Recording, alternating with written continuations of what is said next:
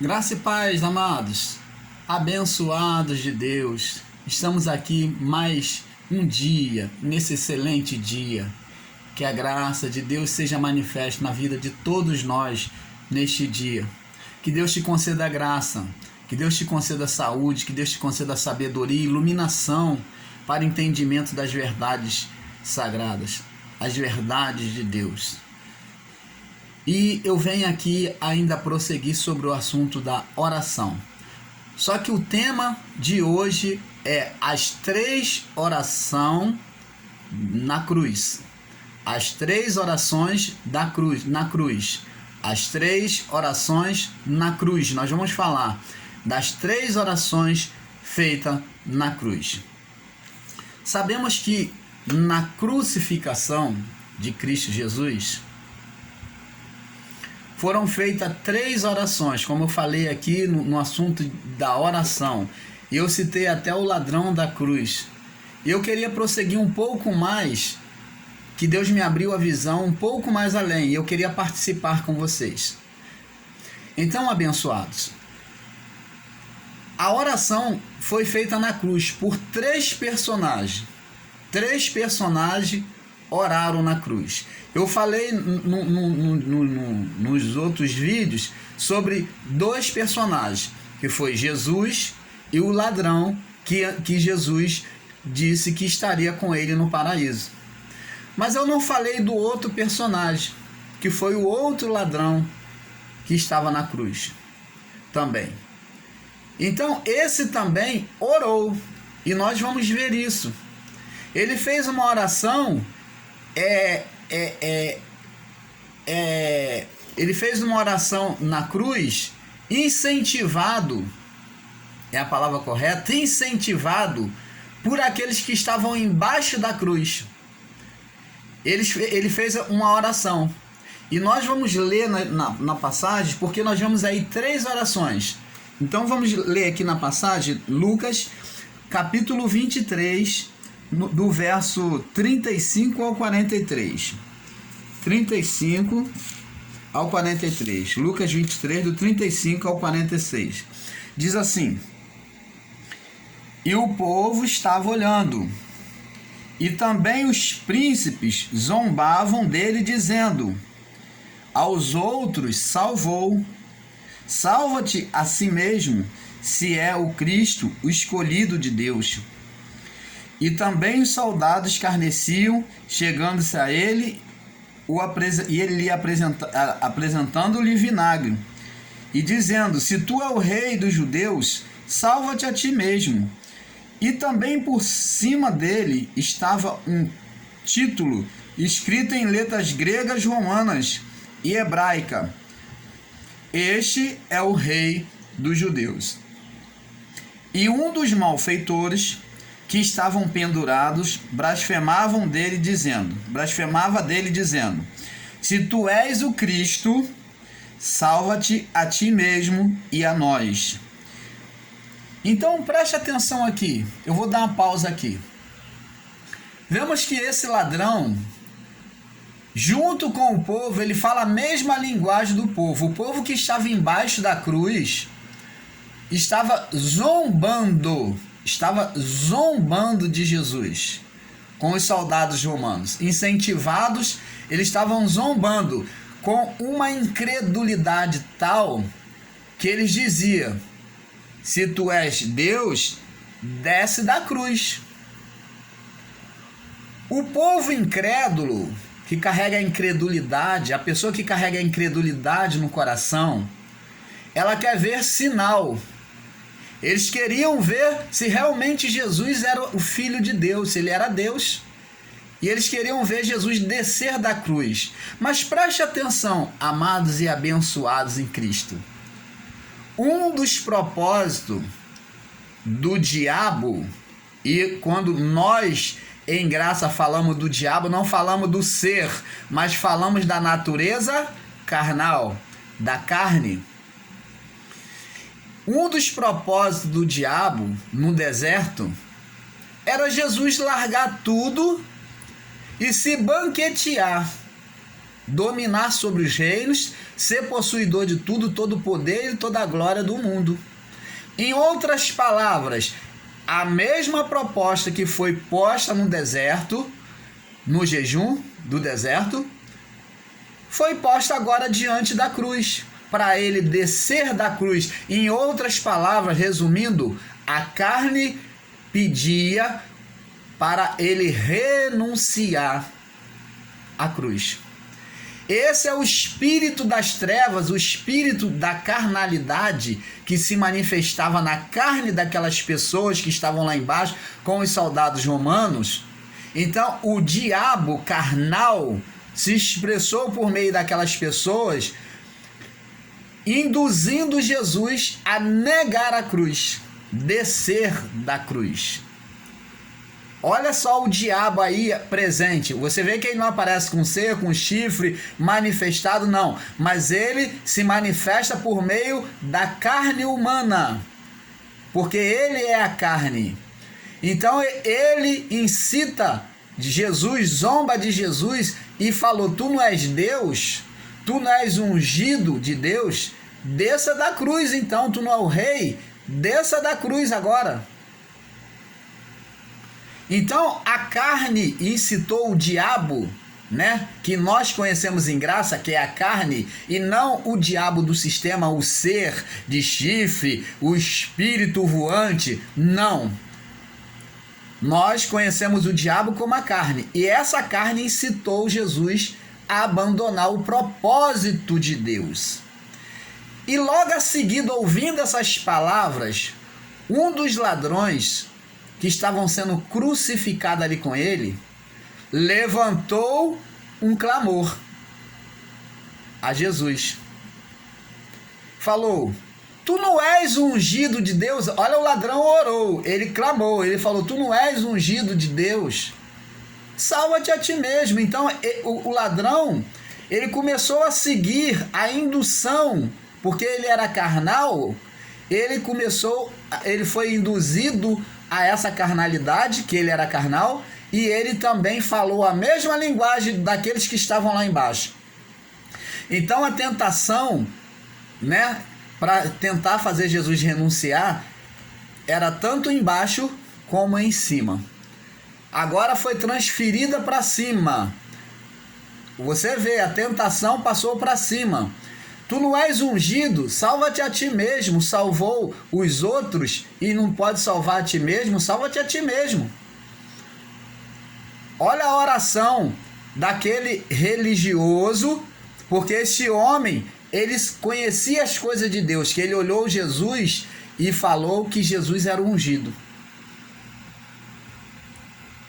Ele falou que se tu não és ungido, salva-te a ti mesmo e a nós.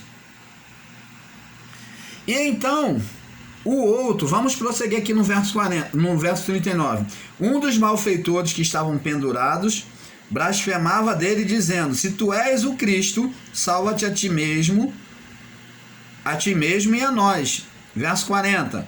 Respondendo, porém, o outro repreendia-o, dizendo: tu nem ainda temes a Deus, estando na mesma condenação? E nós, na verdade, com justiça, porque recebemos o que nos foi feito, recebemos o que os nossos feitos mereciam, mas este nenhum mal fez.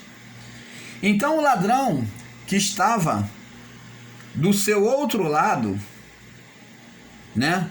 O que estava do seu outro lado, ele então disse: olha, tu não teme a Deus, você está pagando o preço, porque nós estamos pagando o preço porque nós merecemos.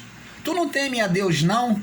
Ele não fez nada. Olha só o senso de justiça, o temor a Deus que havia no coração daquele outro ladrão. Ele temia Deus, ele falou de temor de Deus. Tu não temes a Deus? Olha, se ele falou teme a Deus, então ele reconheceu a natureza de Cristo, daquele que estava ali do lado dele sendo crucificado. Ele enxergava, ele tinha os olhos iluminados para enxergar quem era Jesus, Jesus como o próprio Deus. Ele falou: tu não temes a Deus, nós estamos aqui pagando pelos nossos feitos. Mas esse daí, olha só o mistério, olha a profundidade do mistério, abençoados. Ele reconheceu Jesus na sua grandeza, no seu poderio. Ele falou: esse daí nada fez. Ele sabia que Jesus estava ali sendo açoitado pela justiça de Deus. Deus abriu os olhos, iluminou os olhos daquele ladrão. Olha a iluminação da graça sobre a cruz, sobre aquele homem que estava na cruz. A iluminação chegou naquele homem que estava na cruz. Ele reconheceu Jesus em todo o seu estado como Deus, temeu a Deus, enxergou Jesus como Deus, enxergou Jesus como a manifestação da justiça de Deus nele sobre a nação. E ele falou, olha só o que ele diz: e disse a Jesus, verso 42, Senhor. Ele olhou Jesus como Senhor. Senhor, lembra-te de mim quando entrares no teu reino. Olha a oração deste homem. Quem está em graça é iluminado por Deus, reconhece Jesus na sua grandeza. A religiosidade não permite a essas pessoas de enxergarem Jesus na sua grandeza. Então, você vê, nós temos que entender este mistério. Os incrédulos e o religioso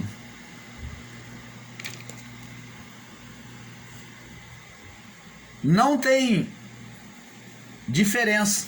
Você vê que eles falaram a mesma linguagem. O religioso que estava na cruz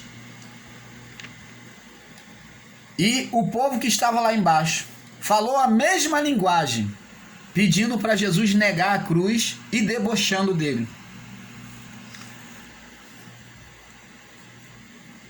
O religioso, ele sabia quem era Jesus. Ele falou: tu não és o ungido, tu não és o Cristo, o ungido. O Cristo significa o ungido de Deus. Era a mesma linguagem daquele povo que estava lá em condenação, debochando, esperando Jesus descer da cruz, renunciar ao ministério. Com o espírito da carnalidade, com a manifestação do diabo, quer dizer, a natureza carnal. Tanto os que estão embaixo da cruz duvidaram e queriam ver os sinais, como o ladrão incrédulo. Os dois são semelhantes. Você vê que as pessoas que estão na incredulidade e o religioso também é a mesma coisa. Não acreditam, não reconhecem quem é Jesus. E quantos estão aí no sistema religioso e ainda não acreditam na graça de Deus? Ainda não reconhecem Jesus como ressuscitado e ficam esperando a volta de Jesus. Jesus já ressuscitou, Jesus já voltou, mas eles não enxergam essas coisas, porque estão vivendo debaixo da lei, da condenação da lei. Por isso tem os seus olhos vendados. Quando a pessoa não tem temor a Deus,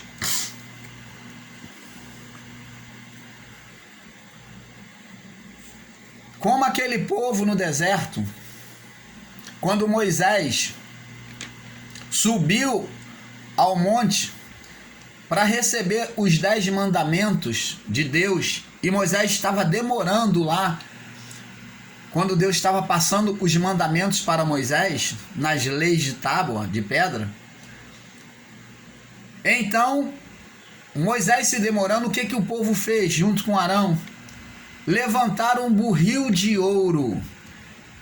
É o povo da incredulidade.